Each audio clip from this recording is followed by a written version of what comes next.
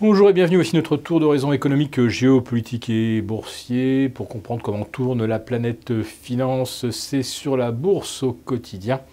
Et l'épisode de ce 1er décembre s'intitulera Poker Online. En fait, c'est même un poker planétaire, tout domaine confondu. Alors, poker géopolitique entre la Corée du Nord et les États-Unis, avec quand même 2 tirs de missiles, le deuxième on n'en a même pas entendu parler, c'est comme si Wall Street s'était habitué, ainsi que Tokyo, ainsi que les places asiatiques. Poker entre le Yémen et l'Arabie Saoudite, avec là aussi un second missile tiré et naturellement intercepté, parce qu'en fait les Yéménites ils tirent des antiquités, il n'y a pas de système de contre-mesure, donc ça se fait descendre comme un pigeon d'argile en foire. Mais aussi poker online sur le Bitcoin, sur les marchés financiers. Alors, sur le Bitcoin, on l'a vu monter vers 11 400, avant de rechuter rapidement vers 9 400, perdant plus de 20% en quelques heures. Et puis certains opérateurs se sont retrouvés bien embêtés, parce que s'ils voulaient vendre à 11 000 ou 11 200, les ordres ne passaient pas. La plateforme ou les plateformes de négociation étaient saturées. Et oui, la faiblesse du Bitcoin, c'est que comme il faut vérifier chaque transaction, ça prend du temps. Et quand d'un seul coup tout s'accélère, eh bien les plateformes sont engorgées.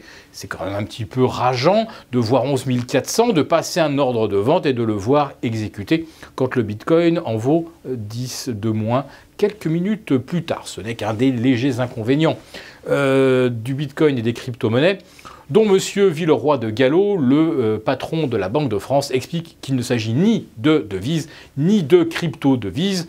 Nous ne serons pas surpris de cet avis négatif émanant d'un banquier central dont les crypto-monnaies ont justement vocation à assurer le remplacement. Les banquiers centraux deviennent complètement inutiles dans un monde de monnaie décentralisée.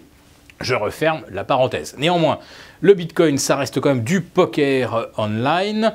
Quand ça passe de 5 000 à 11 000, c'est bien du bluff.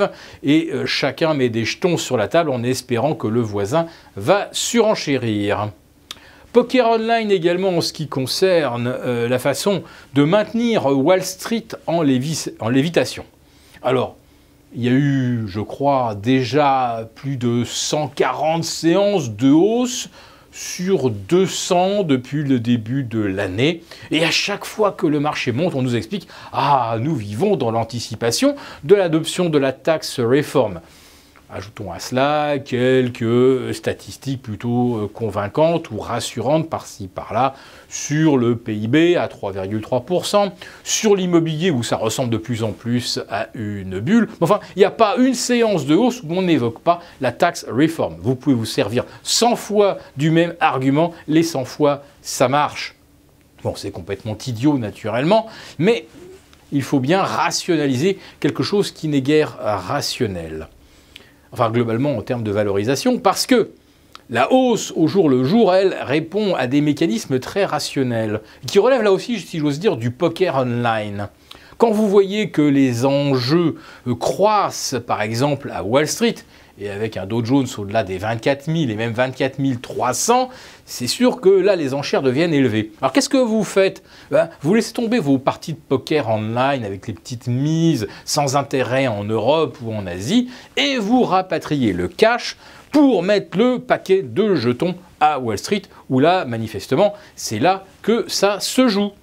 Donc oui, nous avons, et ça je l'ai déjà largement décrit, des stratégies qui consistent à récupérer du cash quand on manque d'arguments naturels pour faire monter Wall Street.